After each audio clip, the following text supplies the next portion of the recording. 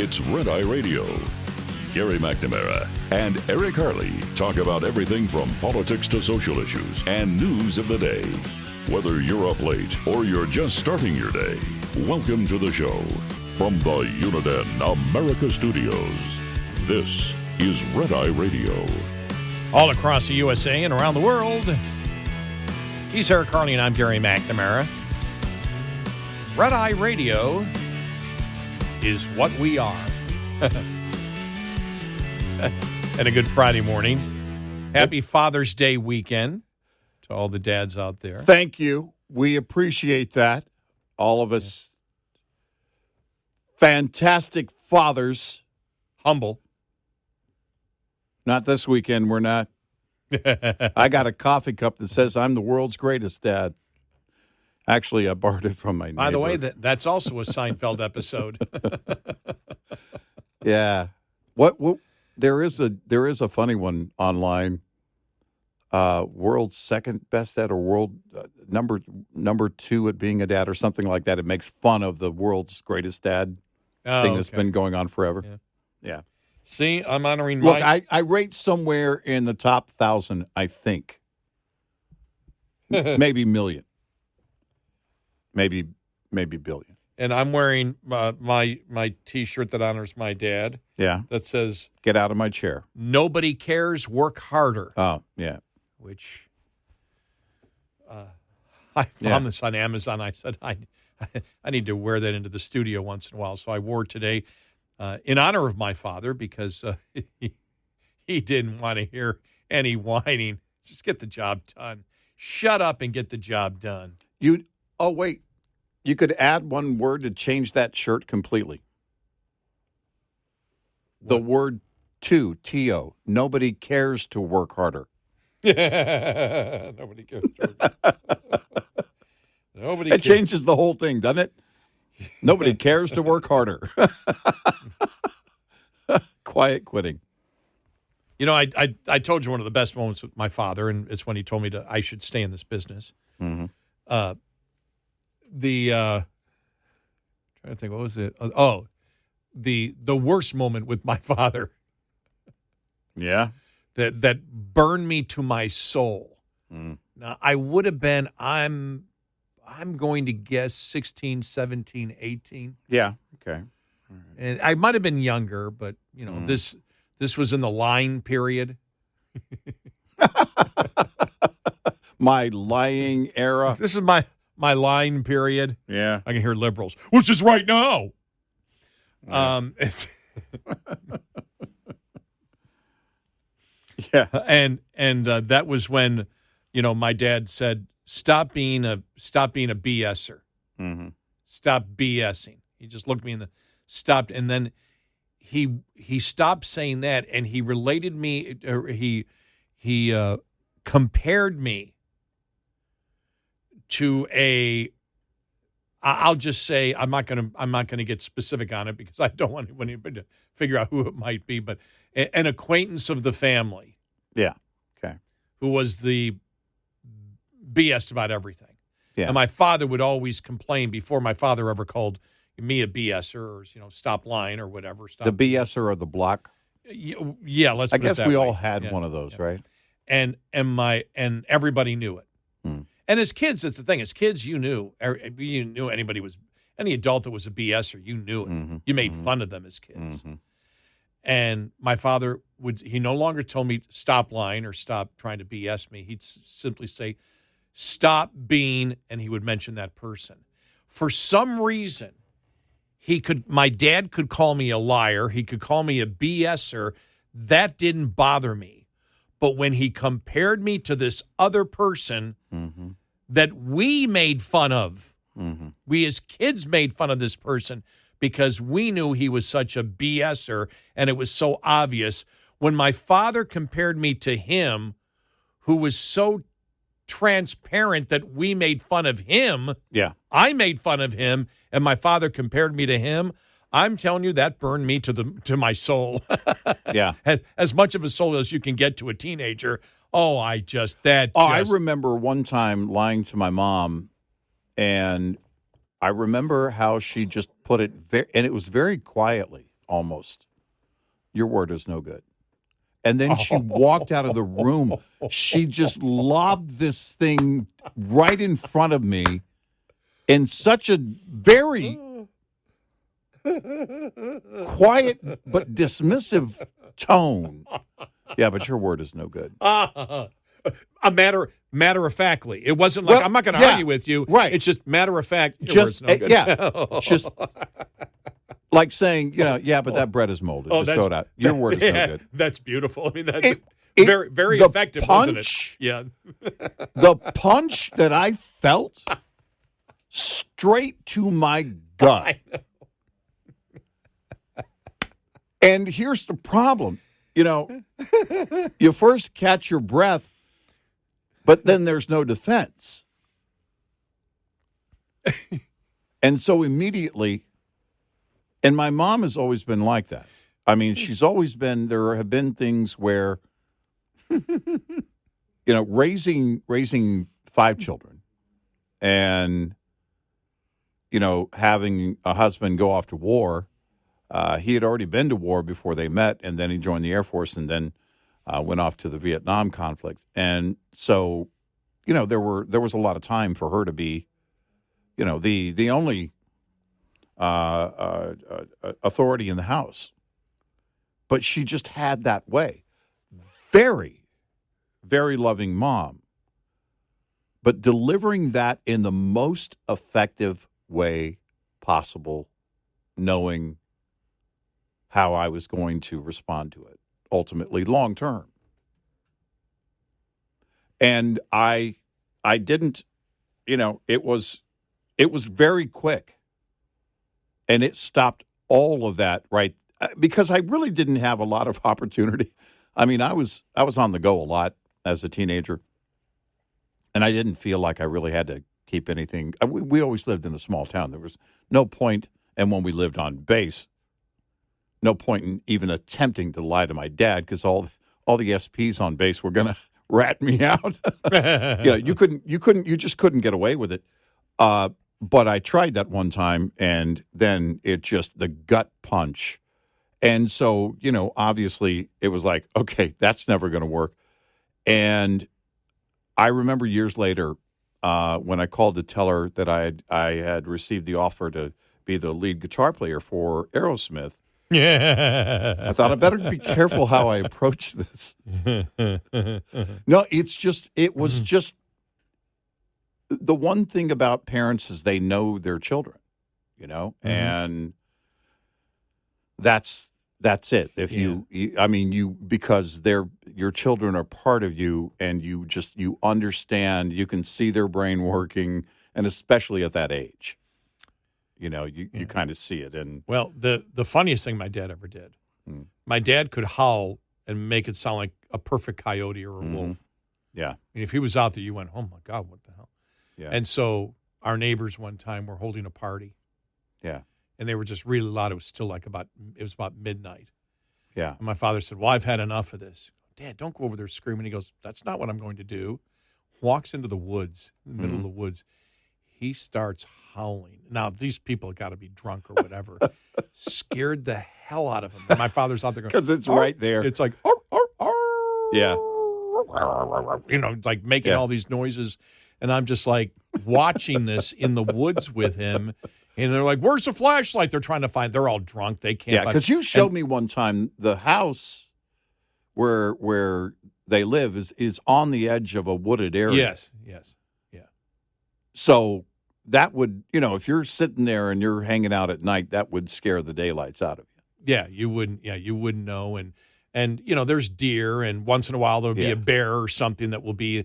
And I'm sure there's some coyotes, and there are not a lot of coyotes in that part though. But they just didn't know. And they're all, it's midnight, 12:30. They're making so much. You could just stop. And my father scared the daylights out of them. That was so great.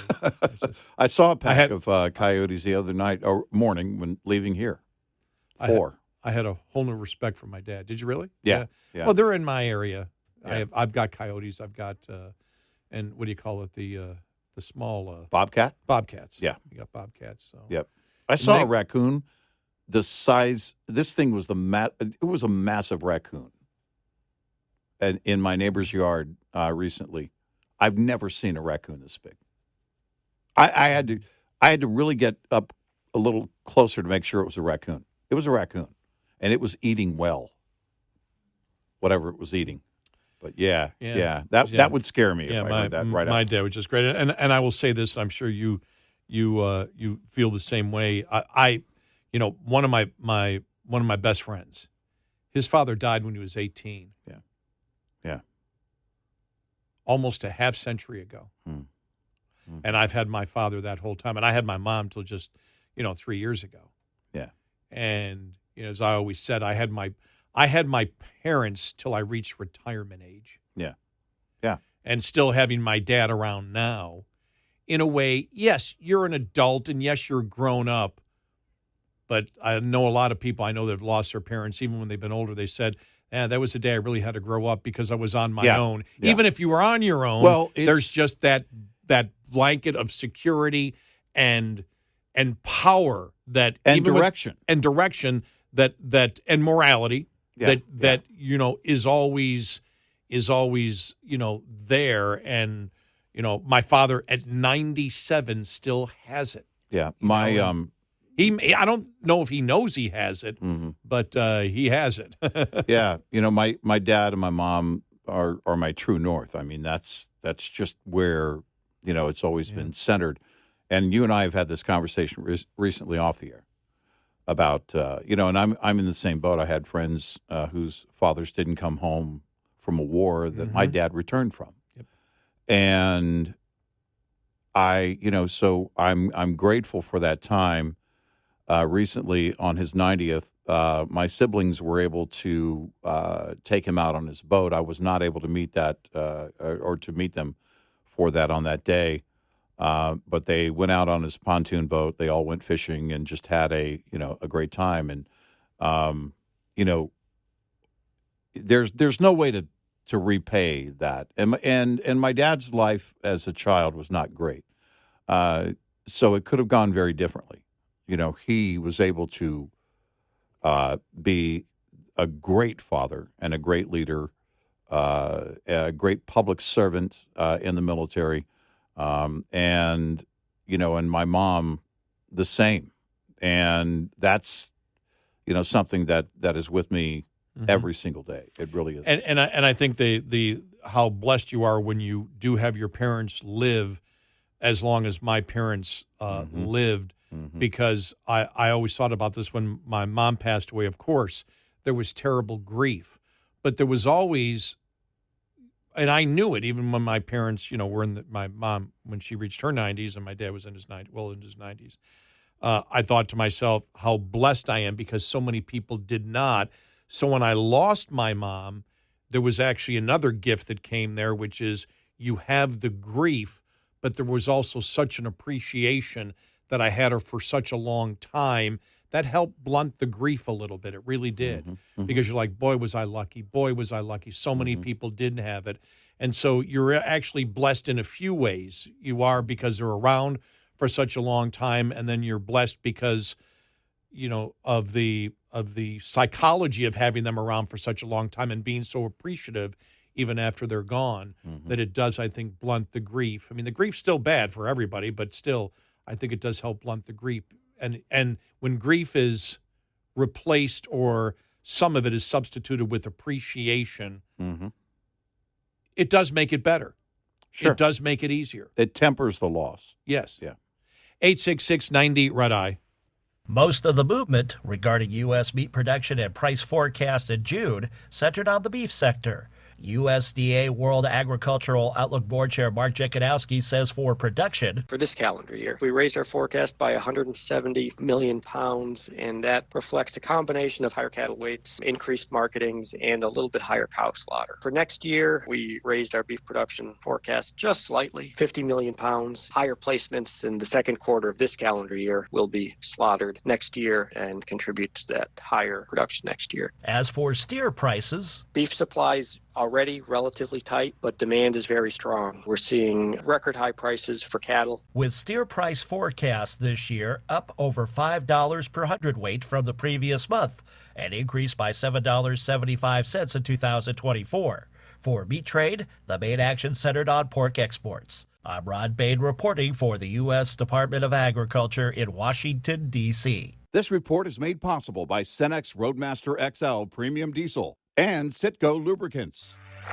Lines open for your calls. 866-90-RED-EYE on Red Eye Radio.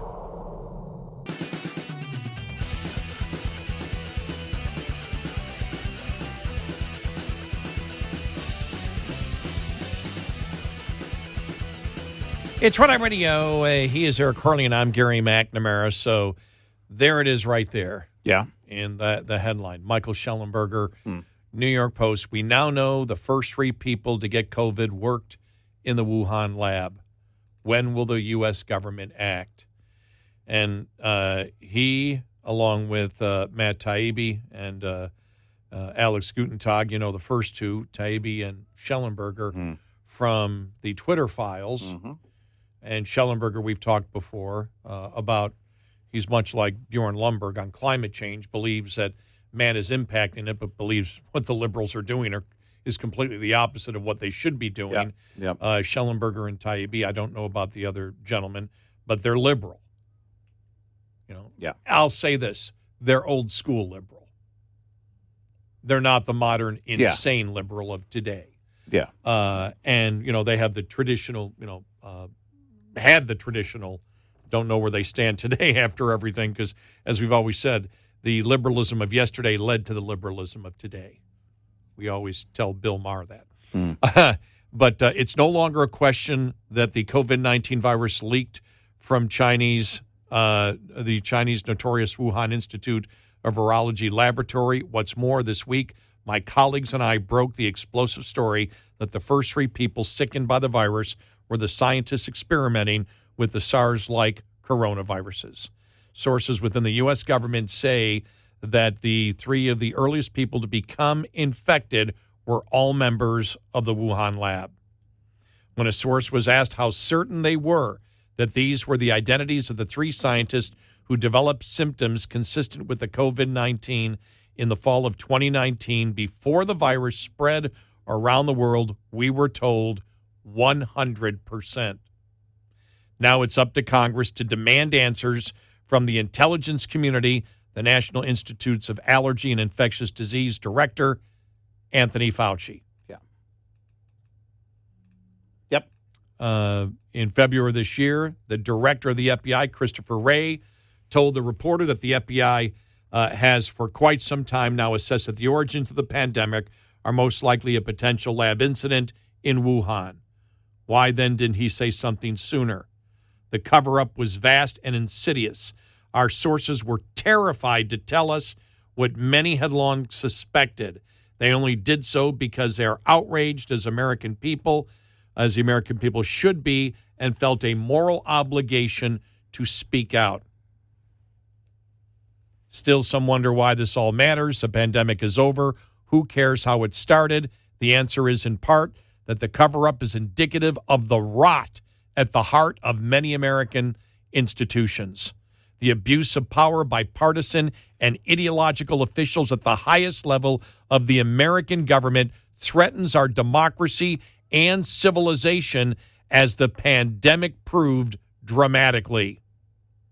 Not only did the highly infectious respiratory virus kill millions, but the response to it also shut down businesses, schools, upended societies, and caused enormous collateral damage. Government threw out their pandemic playbooks, which until COVID-19 had centered around voluntary measures and protecting high-risk groups, not closures, shutdowns, and mandates.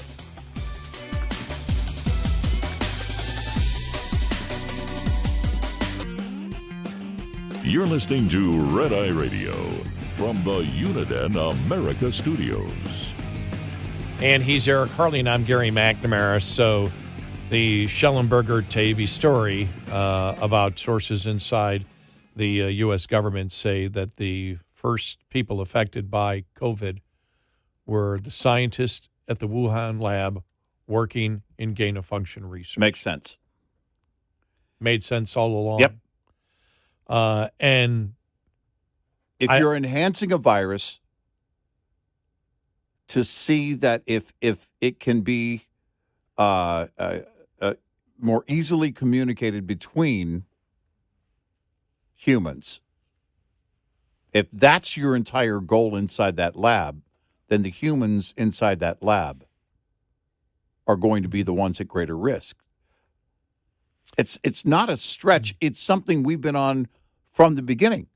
Yeah, it was a logical thing, and I just want to read the last part of it again. I didn't finish it, but I think it's worth repeating because of everything that we went through. Some still wonder why this all matters. You've heard that already. COVID's over. Why are you so focused on what happened in the past? Some still wonder why all this matters. A pandemic is over. Who cares how it started?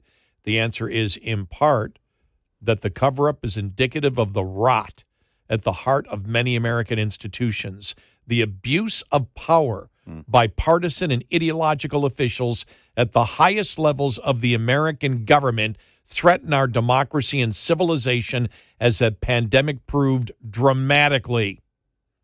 Not only did the highly infectious respiratory virus kill millions, but the response of it also shut down businesses, schools, upended societies, and caused enormous collateral damage. Governments threw out their pandemic playbooks, which until COVID had centered around voluntary measures and protecting high-risk groups, not long-term school and business lockdowns and mask mandates. And in the name of public safety and preventing vaccine hesitancy, governments declared war on free speech. Facebook censored the New York Post accurate February 2020 op-ed pointing to a lab leak as the cause.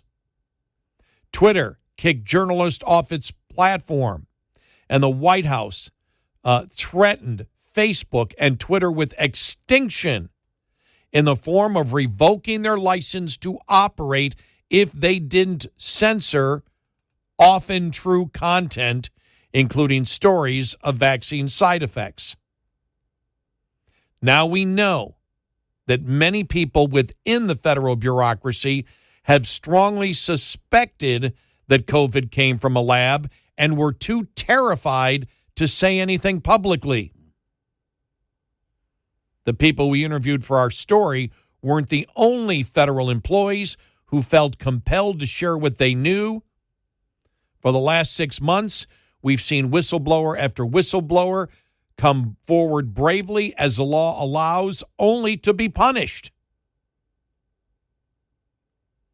FBI officials punish whistleblowers for exposing the agency's targeting of innocent Americans for domestic terrorism and violent extremism. China deserves plenty of blame for what happened. The Wuhan lab had repeatedly failed to maintain proper safety levels, and totalitarian societies, by punishing dissent, can't self-correct in the way that democracies can. But powerful U.S. officials enabled the disaster. In 2014, President Obama, do a little history lesson here. Very good, Schellenberger. President Barack Obama had banned the gain-of-function research that likely caused the pandemic. Fauci and his collaborators violated the spirit, if not the letter of the law, by sending that research to China and spinning it as something other than gain-of-function. Remember that debate between Rand Paul and him? Right. The abuse of power is pervasive in the federal government.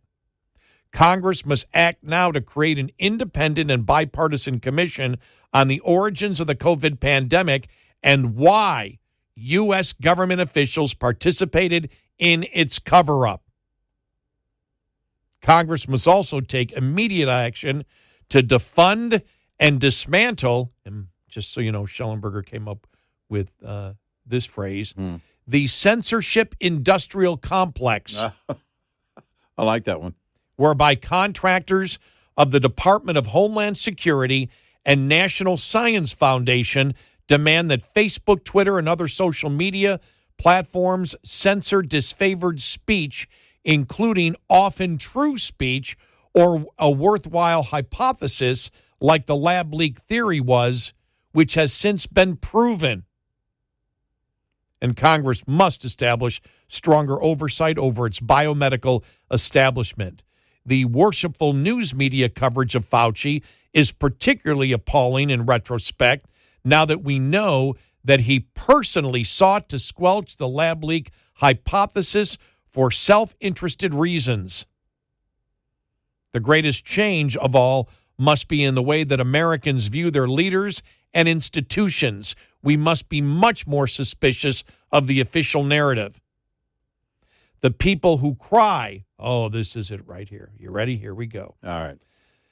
The people who cry disinformation are often trying to censor accurate but inconvenient truths.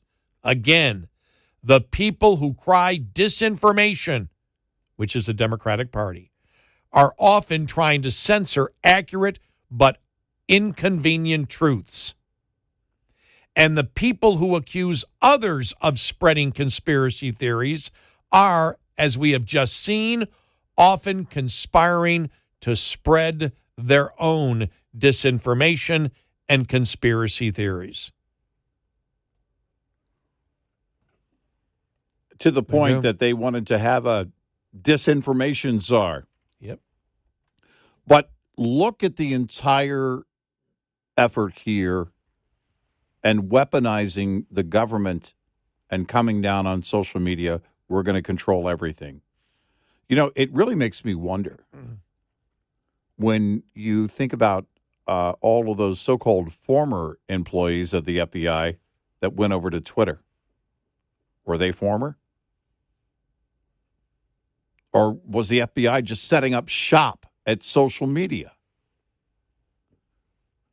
It was very clear. You couldn't discuss this. You couldn't discuss the laptop. It was weaponized to the extent that I thought at some point, I mean, they're going to come after somebody.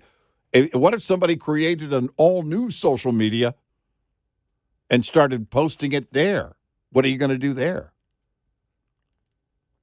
The massive, massive enforcement effort against the truth should scare the hell out of every American. And then we remember the Great Barrington Declaration, where these medical professionals came out and said, we're doing it wrong. Right. And Fauci went after them. Yep. Why?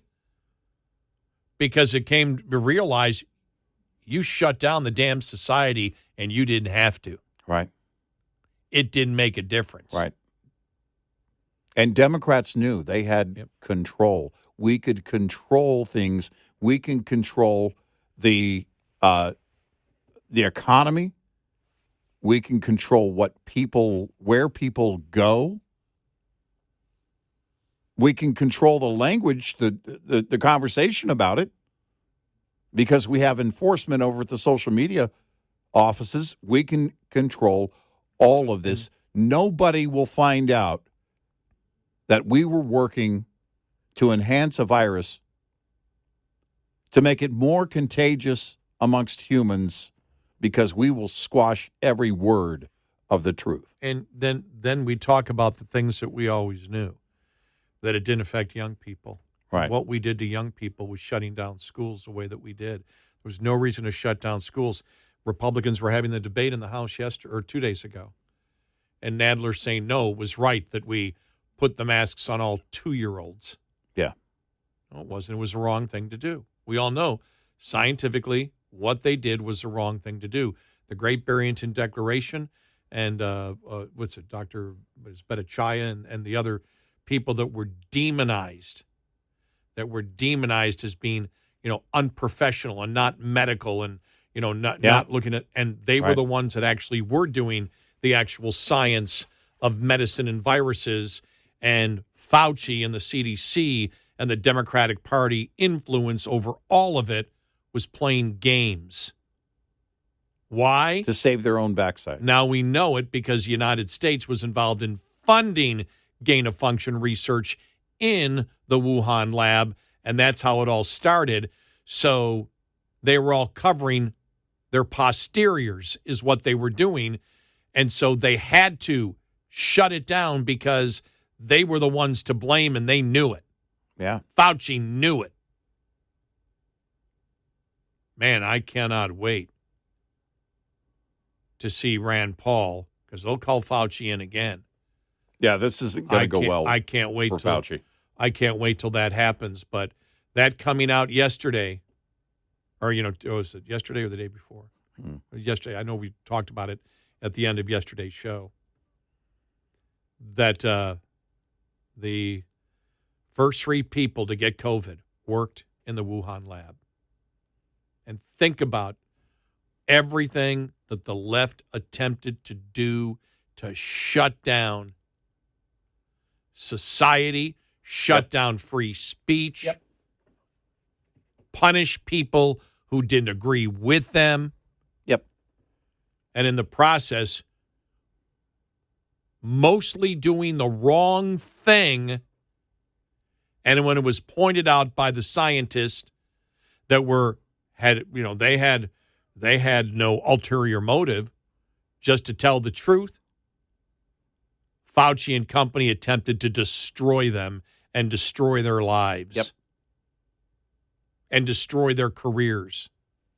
Well, I mean, Jon Stewart goes on Colbert, and then he's cut out of the liberal pack for saying, I don't know, the obvious. But it may have been his funniest bit ever. Well, it's funny because it's true. Yeah. Certainly applies there. And now we see it. Now we know. Now we know. What most of the world has suspected.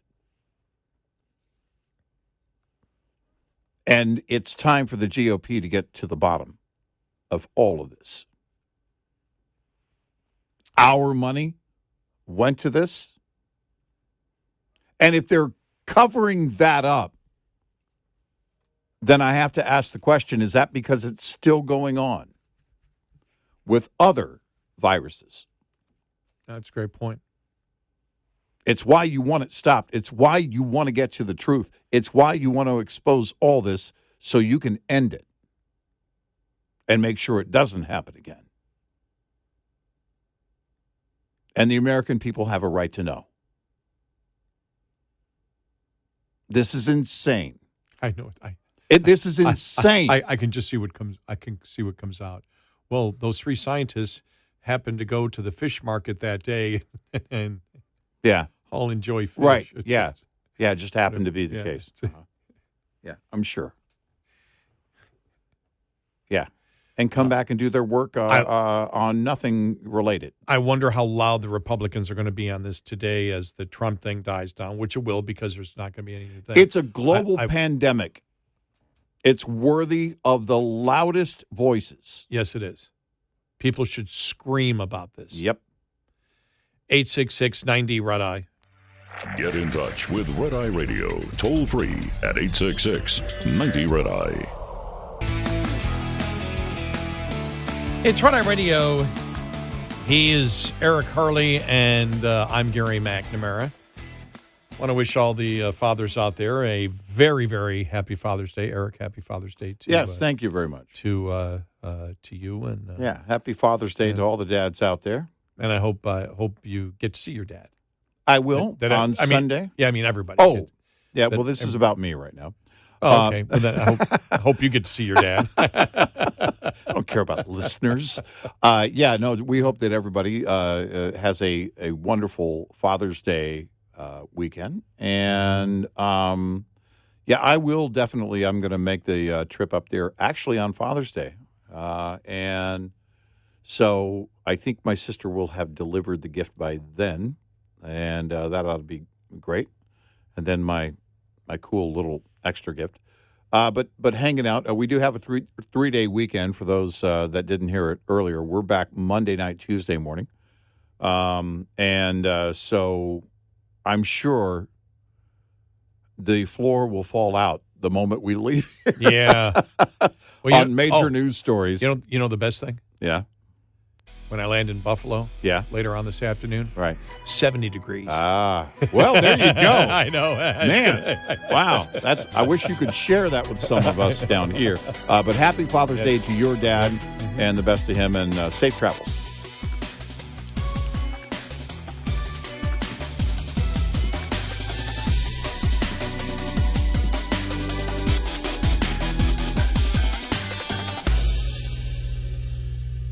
This is Red Eye Radio on Westwood One.